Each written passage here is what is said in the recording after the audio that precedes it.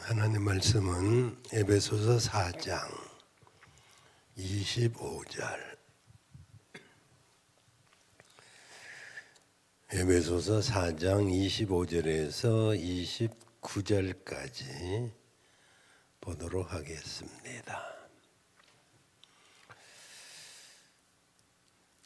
에베소서 4장 25절. 그런즉 거짓을 버리고 각각 그 이웃으로 더불어 참된 것을 말하라.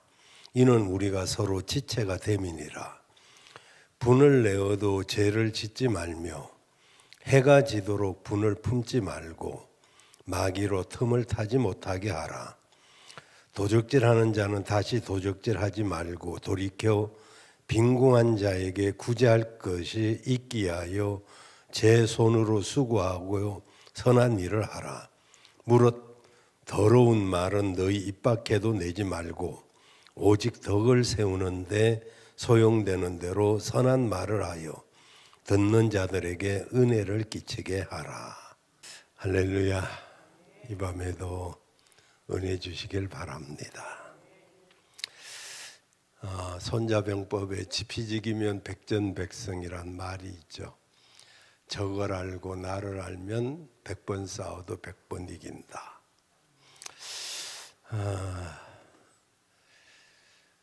우리나라가 삼국으로 나뉘어져 있을 때 이제 삼국을 통일하기 위한 위대한 꿈을 가진 김유신 장군이 신라에 있었습니다. 그런가 하면 백제에는 아주 용맹한 계백 장군이 있었습니다. 신라의 김유신 장군은 그 당시 김춘추, 나중에 무열왕이 됩니다마는 그 김춘추의 친당나라 정책을 써서 당나라 군대를 데려오고, 그래서 신라와 당나라 연합군이 백제를 치게 될 때, 그때 백제는 군사가 적었고 그랬지만은 뛰어난 장군 계백 장군이 있었습니다. 둘이 황산벌에서 만나서 전투를 하게 됐는데 서로가 대단한 장군들이라 기회를 엿보는데 서로 틈이 보이지 않아서 전쟁을 하지 못하고 있는 상태가 여러 날 되었습니다. 숫자로는 신라의 김유신 쪽이 훨씬 많았지만 명장들에게는 숫자가 그리 의미가 없습니다. 숫자가 많든 적든 상대가 꼼짝 못하게 허를 찔러야 되는데 김유신이나 계백이나 둘 다 명장이라 보니까 상대에게 허를 보이지 않았습니다.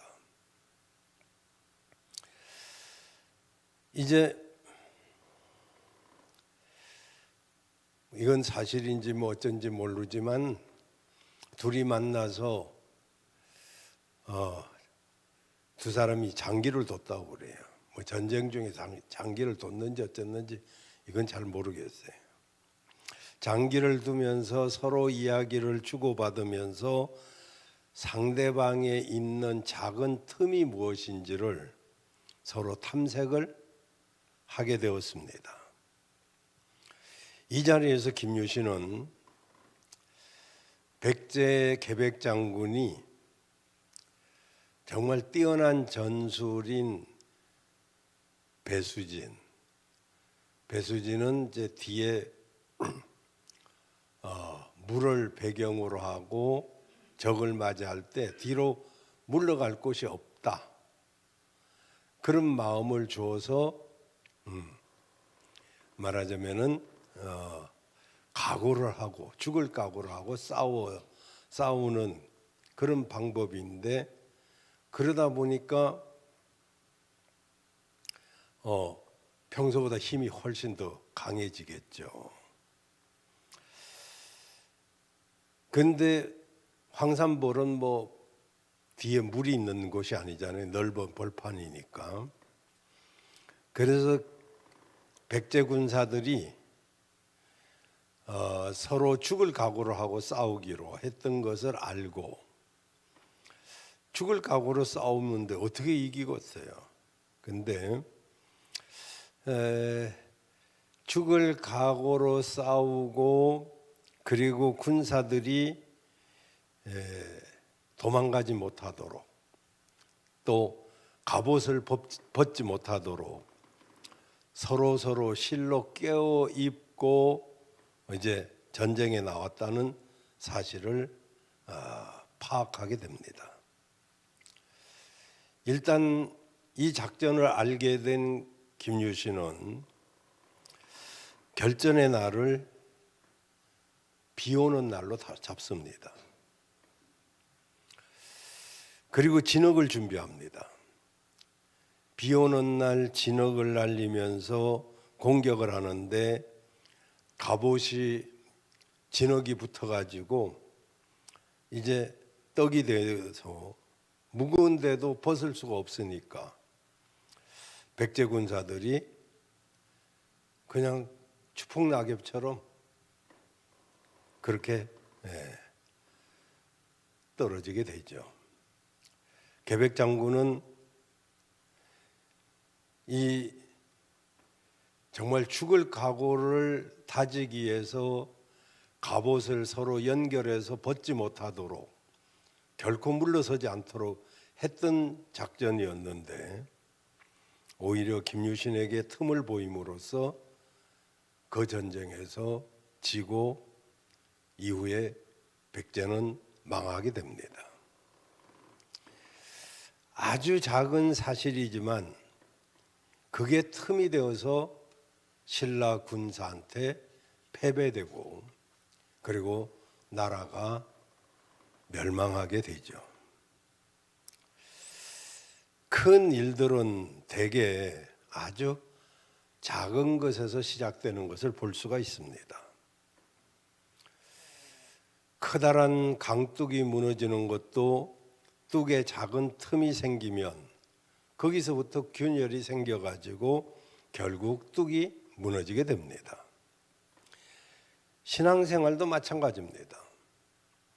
하찮게 여기는 것들이 작은 틈이 되어서 결국은 그것으로 인해서 우리의 신앙이 무너지고 말게 되기도 합니다. 그래서 오늘 본문의 27절에 보면 마귀에게 틈을 주지 말라라고 말씀하고 있습니다. 우리가 마귀에게 보이는 작은 틈 하나가 빌미를 만들어 준단 말이죠. 계백 장군은 위대한 장군이지만은 틈을 그만 보여줌으로써 이제 김유신한테 패망을 하게 되죠. 뭐 그냥 그것은 비유이고요. 우리에게는 김유신과는 뭐 비교할 수가 없지만은 대적이 있는데 그 대적은 사단 마귀입니다. 여러분 알다시피 사단 마귀는 참소자, 이간자, 대적자라는 뜻입니다. 그래서 사단 마귀는 계속 이간질시키고 하나님 앞에서 우리를 참소하고 저 사람은 죄인이다, 법대로 하자, 막 이렇게 참소하고 그 다음에 틈타는 자잖아요. 그래서 이 사단은 하나님의 일을 방해합니다. 그리고 사람이 하나님을 떠나도록 만듭니다. 그리고 사람이 죄를 짓도록 시험을 합니다. 유혹을 합니다. 그리고 최대 목표는 하나님 대신 자신이 예배받기를 원합니다. 이것을 위해서 그는 때로는 광명한 천사로, 때로는 우는 사자로 삼킬 자를 찾습니다. 성경을 슬그머니 오용하기도 합니다. 약간 바꿔가지고. 그래가지고 성도들이 잘 분별을 못하게 되기도 합니다. 괴계를 쓰는 거죠. 그때 이런 것들에게 틈을 보이게 되면 사단은 그것을 기회로 놓치지 않고 우리를 무너뜨리고 맙니다. 그래서 성도는 마귀에게 틈을 보이지 말아야 됩니다. 27절에 마귀에게 틈을 보이지 마라 라고 말씀합니다. 자, 그러면 이미 말씀을 드렸습니다마는 마귀에게 허용하는 우리들의 틈이 뭘까요? 25절에서 32절에 이 말씀은 하나님을 본받는 삶을 말하는 건데 그 중에 마귀에게 틈을 주지 말라는 내용이 가운데 들어가 있습니다. 요 틈을 주지 말라는 말씀 앞뒤 내용이 바로 마귀에게 틈을 줄 수 있는 것들이란 걸 우리가 알 수가 있어요. 아까도 말씀드렸지만 큰 강둑도 작은 구멍 하나에서 문제가 생기는 것처럼 우리 성도들이 아주 작게 가볍게 생각하는 것들에게서 우리 믿음이 무너질 것들이 허다히 많다는 거죠. 오늘 본문을 중심으로 해서 마귀가 공격할 틈을 주는 것들이 많이 있어요. 한 10가지 정도 됩니다만은 오늘 본문에는 4가지가 나오네요. 첫째는 성도가 작게 여기는 우리가 아주 이것은 가볍게 여기는 것인데 그게 거짓입니다. 이게 사단 마귀에게 틈을 주는 거죠. 여러분 요한복음 8장 44절에 보면 마귀는 거짓말의 아비란 말이죠. 거짓말이 말하자면 시작된 것이죠. 그래서 여기 아비란 말은 시작이라 이 말입니다. 그래서 거짓을 말할 때마다 지것으로 말한다고 그랬죠. 이는 저가 거짓말쟁이요 거짓의 아비다 그랬죠. 그래서 이제 거짓은 이게 정당하지 못하기 때문에 결과도 좋지 못합니다. 때로는 이제 거짓으로 잠깐 이익을 볼 수도 있어요. 근데 그것은 그 잠깐의 이익으로 그보다 훨씬 더 중요한 것들을 놓치게 됩니다. 그래서 성경은 옳은 것은 옳다고 아닌 것은 아니다 라고 해야 된다는 것이죠. 옳다고 해야 될 자리에서 아니라고 하거나 아니라고 해야 될 자리에서 옳다고 말한다면 그게 마귀에게서 난 거짓을 내가 사용하고 있다는 것이죠. 성도들은 거짓에 대해서 분명한 태도를 가지고 있어야 됩니다.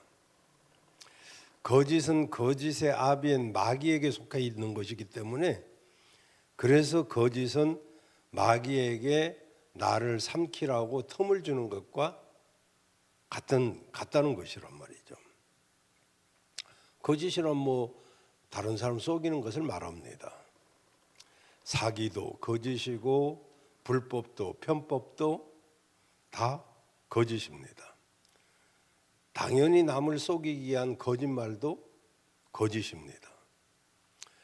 적어도 성도는 그리고 교회는 이런 것으로 틈을 내주면 안 됩니다. 성도인 저나 여러분이 거짓말을 한다고 해서 얼마나 큰 거짓말을 하겠어요. 성도가 거짓말을 하는 경우는 아마 커다란 무슨 어떤 이익 때문에 그런 게 아니고 약간의 불편함을 줄이기 위해서 할 때가 많겠죠.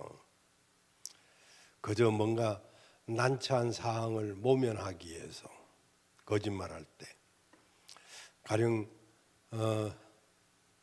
누군가가 함께 식사를 하자고 할 때 그 사람과 식사하고 싶지 않은데 밥을 먹었다 하고 뭐 하는 거, 뭐 이런 정도는 뭐 그 상대방의 생각에서 그냥 그 자리를 모면하기 위해서 하는 거겠죠. 뭐 그냥 뭐 하얀 거짓말 뭐 그런 말도 씁니다만은, 그래서 어쩔 수 없이 거짓말을 할 때가 있죠. 그리 뭐 크지 않다 생각이 들기도 하고, 그리고 또 의도하지 않은 거짓말도 할 수 있습니다. 말이나 그 행동할 때 그때는 진심이었는데 그 이후에 어쩔 수 없이 거짓이 되는 경우도 있죠. 아마 성도들이 하는 거짓말은 대부분 이런 경우들일 것이죠. 정도가 심하지 않고 또 피치 못할 사정이 있을 때도 많죠. 그렇지 않고 어떤 의도를 가지고 거짓을 한다면 그것은 말 그대로 마귀에게 속은 것이겠죠. 우리 모두도 뭐 부족하니까 이런 종류의 거짓말을 뭐 간혹 할 때가 있겠죠.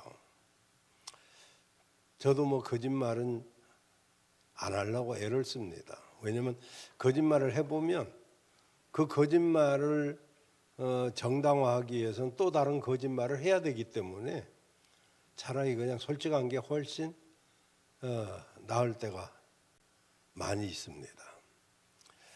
어쨌든 이 뭐 엄청난 거짓말은 별로 안 하실 거예요.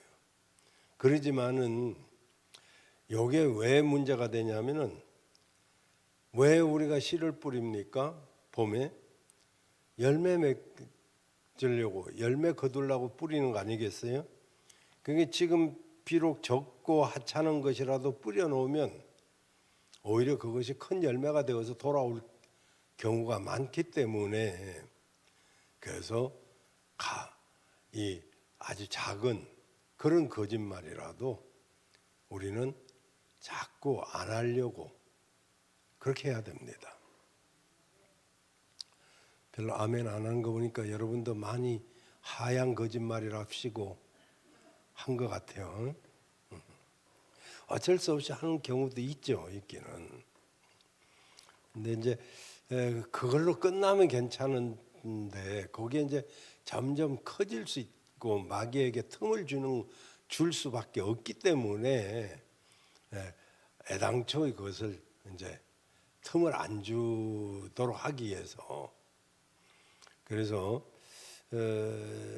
지금은 잠깐이고 또 지금은 작은 것이고 그러지만은 요번만 또는 이까짓 것쯤이야 이러다가 나도 모르게 커져 버릴 수도 있기 때문에, 여러분, 그래서 우리가 마귀에게 작은 틈이라도 주지 않도록 하기 위해서 우리는 거짓을 멀리해야 될 줄로 믿습니다.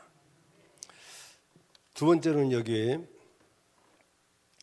분을 참지 못하는 거, 이게 마귀에게 틈을 내주는 것이 됩니다. 이게 분을 내어도 그랬잖아요. 분 낼 수 있대요. 사람이 분노가 날 수도 있죠. 화가 날 때도. 근데 그건 인정해요. 분 낼 수 있는 거는.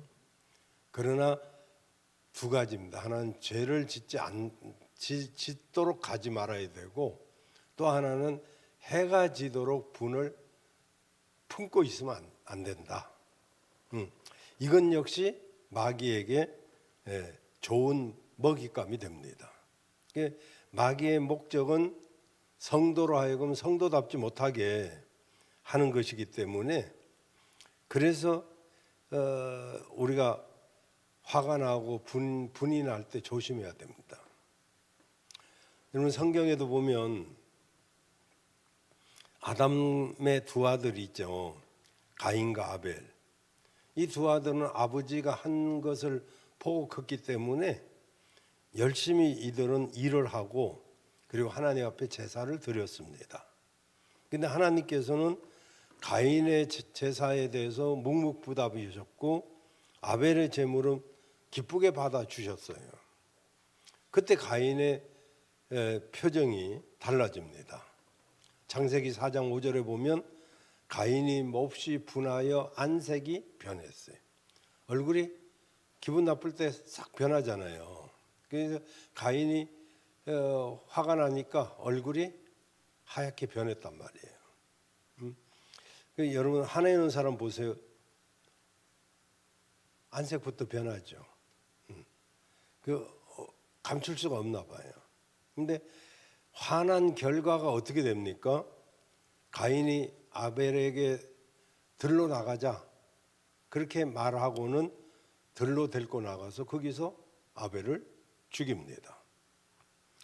마귀는 가인이 화난 것을 그 틈을 노렸습니다. 그 틈을 놓치지 않았어요. 가인이 그래서 그 분노를 조절하지 못하고 살인을 하게 되는데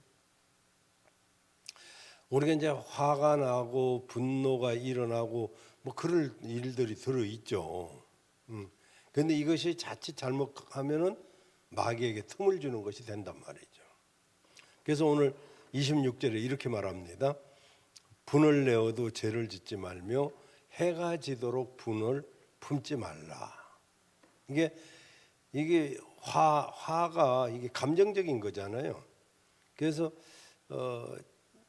이게 자칫하면 별것 아닌데도 저절로 생길 수도 있고 또 그 사람의 속에 여러 상처가 있으면 분노가 더 빨리 그리고 자주 이렇게 생깁니다. 그래서 근데 이제 그거가 사단이 틈타는 빌미를 주지 않도록 조심해야 돼요. 그리고 이제 화가 나도 해가 지기 전에 해결해 버려야지. 그걸 끌어안고 자면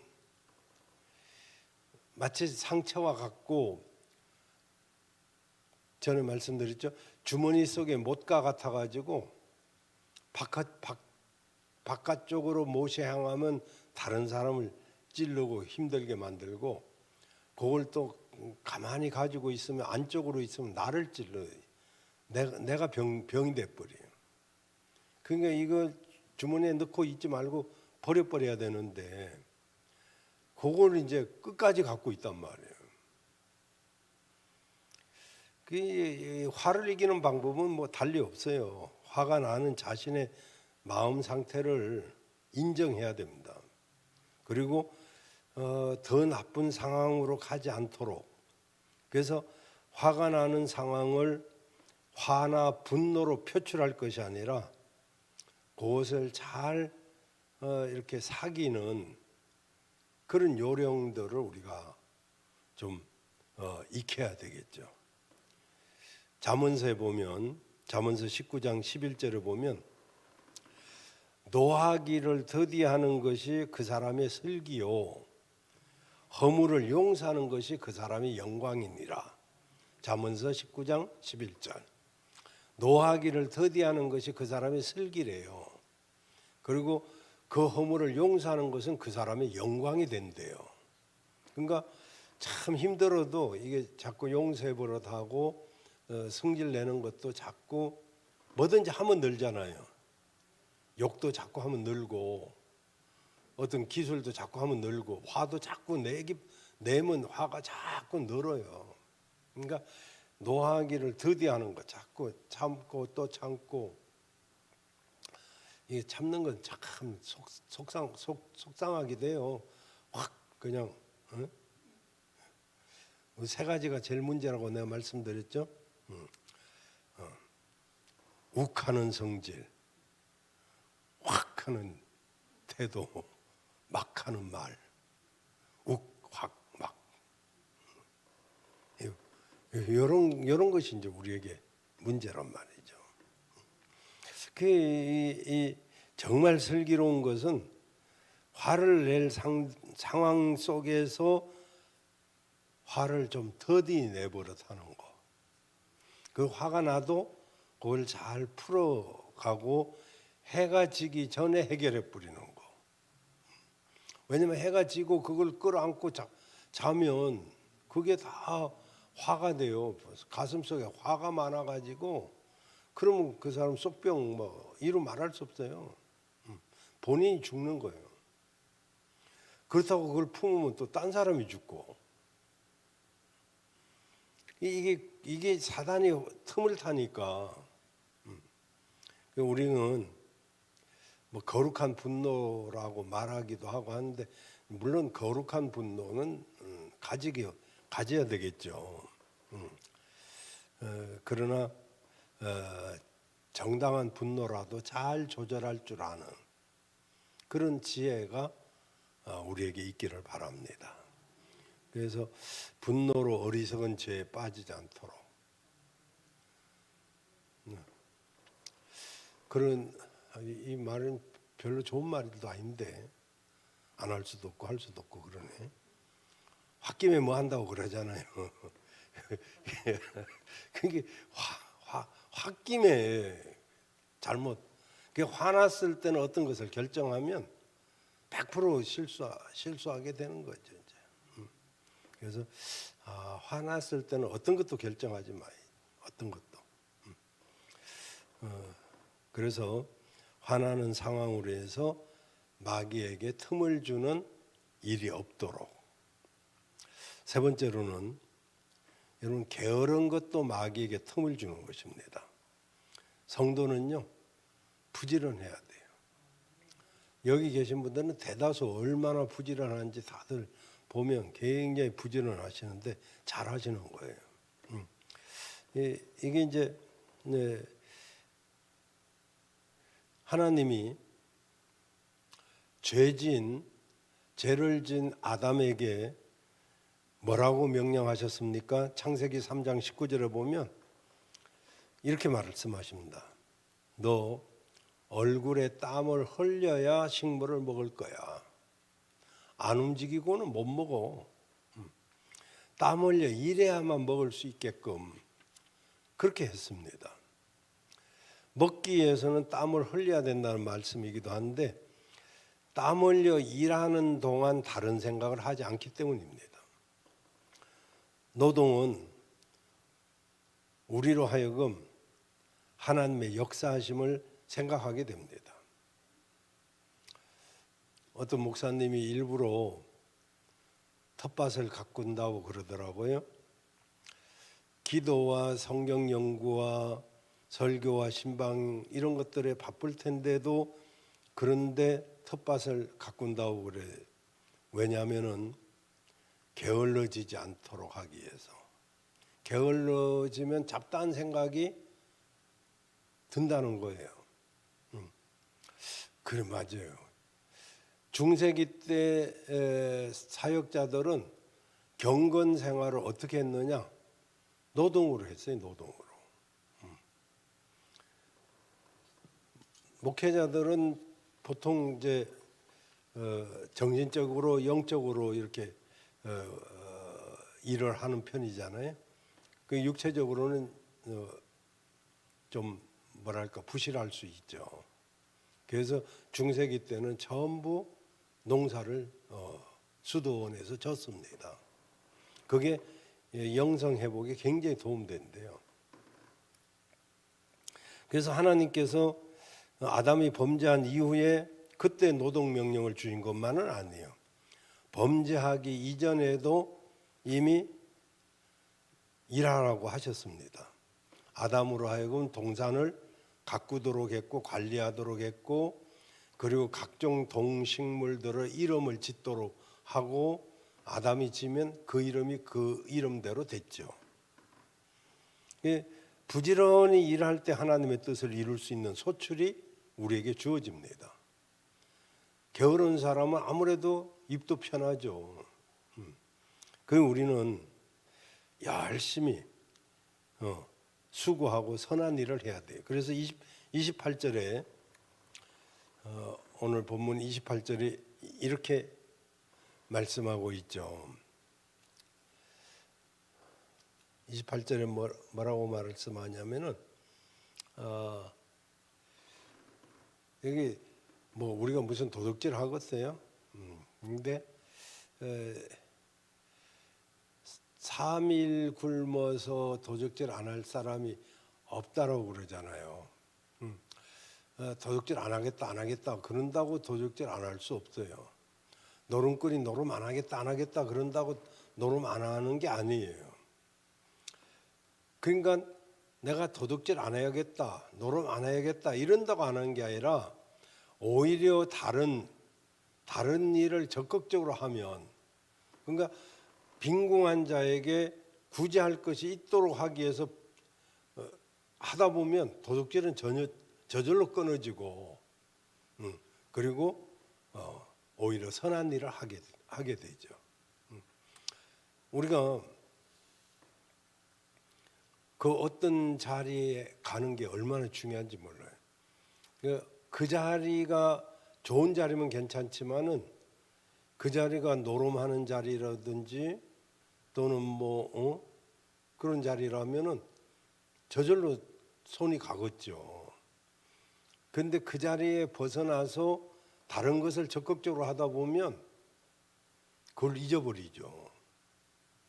그래서 우리가 게을르면 여러 가지 잘못된 삶을 살 수 있습니다. 지금은 만물이 깨어난 이제 봄이고, 그러니까 더 부지런해야 되지만 겨울에는 아랫목이 더 좋아가지고 좀 더 있자, 좀 더 그러다 보면 뭐 교회도 가기 싫고 이렇게 되죠. 그래서 이 게으름을 우리가 이겨내야 된다. 이 몸은요 한없이 게으르기 시작하면 한없습니다. 우리가 부지런하게 사시기를 바래요. 그리고 나이 드신 분들도 너무 무리하게는 그건 건강을 해치니까 안 좋고 자꾸 움직여야 돼. 조금씩 무리하지 않을 정도로 그렇게 부지런하면 건강하고 또 오래 살 수도 있고 그렇습니다. 그리고 마지막에 여기 이제 29절에 성도는 말을 골라서 해야 돼. 이 말을 잘못하면 마귀에게 틈을 준다.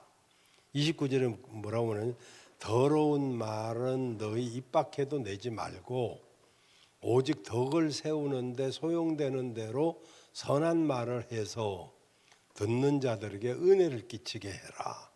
그러니까 듣는 사람도 좋고 하는 나도 좋은 말. 그래서 제가 이제 그 전에 그런 말씀드렸죠. 농담은 하지 마라. 유머를 해라. 농담이 뭐 유머나 비슷한 거 아니냐, 그죠? 농담을 하는 나는 좋은데 듣는 사람은 기분 나쁜 게 농담이에요. 근데 유머는 하는 나도 좋고 듣는 사람도 좋은 거. 이게 유머예요.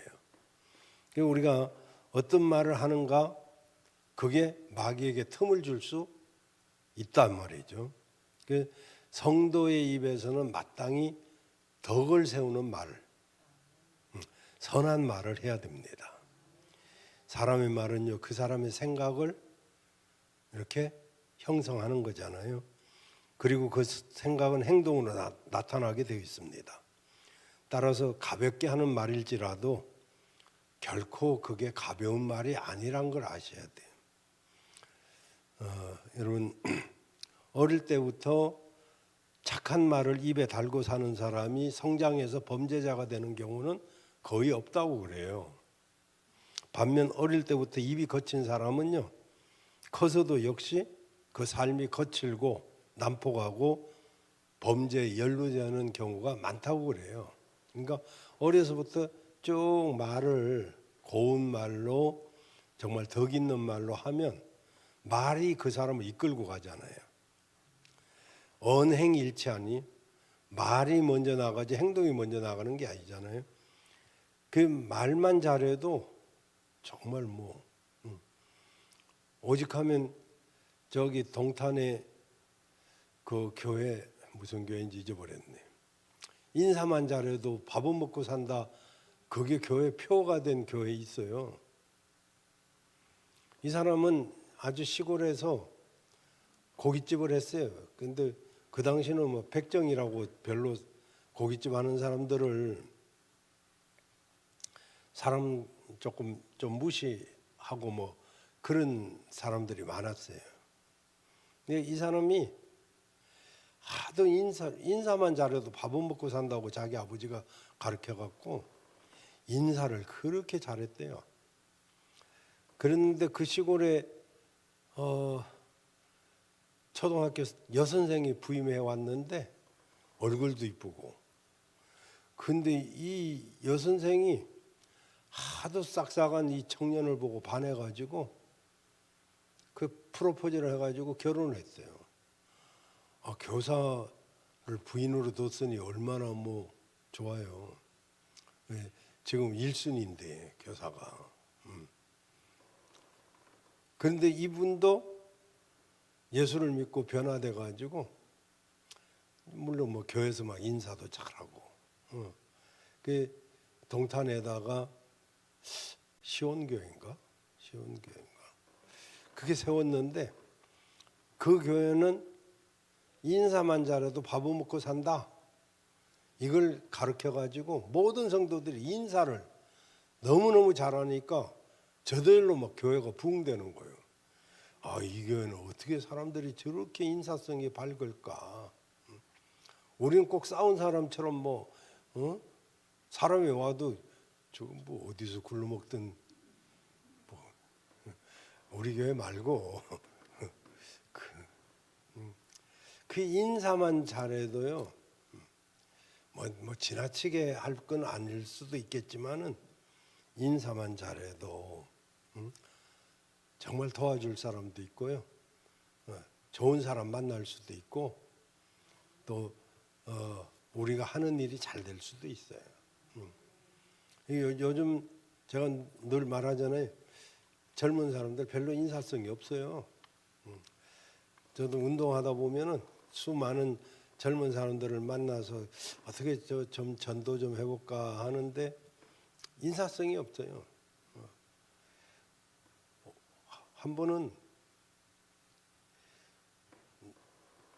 저기 내가 이제 샤워하러 들어가니까 그 안에 젊은 사람이 저기 타올을 안 가지고 왔다고 좀 갖다 달래요. 자기는 벗고 있다고. 그래서 내가 갖다 줬어요. 그럼 그 다음에는 인사라도 해야 될 거 아니에요. 뭐 인사 받으려고 한 게 아니지만 그 위기 상황은요. 근데도 본체 많죠. 참 싸가지 없다 싶긴 한데 말은 못했어요. 그냥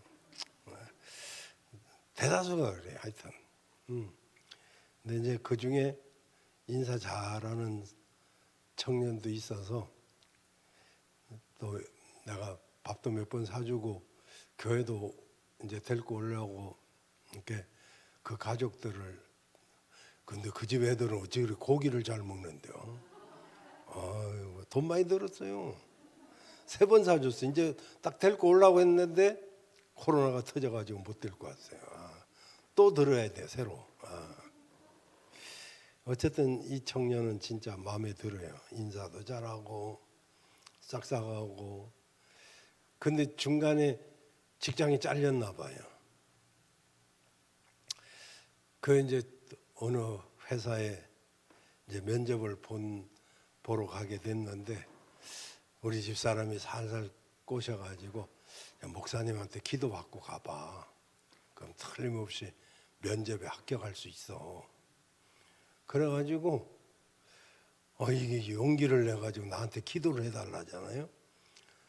그래서 내가 그 청년을 2번을 기도해 줬어요. 좋은 직장 됐을까 안 됐을까요? 안 됐으면 내가 말을 안 하지. 그래가지고 2번 이렇게 기도해주고 막 얼마나 좋아하는지 합격했다고, 붙었다고, 좋은 회사. 그래가지고 지네 집이 저 용운동인데 거기서 밥을 했다고, 집에서 밥을 했다고. 그 우리 부부가 초청받아서 얼마 전에 가서 그 집 가서 먹고 왔어요. 이제 거의 다 익었어요. 말만 잘해도 돼요. 말만 잘해도, 인사만 잘해도 돼요. 특히 인사하는 사람이 없을 때 더 인사 잘하면 자다가도 떡이 생기고 다 그래요. 어쨌든 여러분, 우리가 막말하거나 함부로 하면 그게 마귀가 틈탄다는 거예요. 틈이란 게 엄청 큰 거, 뭐 엄청 우리가 나쁜 거 그게 아니고, 거짓말, 짱짱 이런 거, 지금 우리가 쭉 여기 나왔잖아요. 게으른 거, 이런 거, 또 말, 이런 것들이 다 마귀가 틈을 탈 수 있어요. 그래서 이제 말씀 마치겠는데요. 우린 뭐 부족하잖아요. 간혹 거짓말도 하고, 또 뭐 게을르기도, 적당하게 게을르기도 하고, 또 말도 해놓고 아이 실수했네 싶기도 하고, 뭐 여러 가지 이렇게, 또 특히 또 뭐 화도 나요, 간혹. 이런 것도 우리가 잘 조절을 해가지고, 요건 마귀가 틈타지 하고 그런 것들을 자꾸 막아내면 점점 줄어들고 없어지고 할 줄로 믿습니다. 영적으로 승리하시길 바랍니다.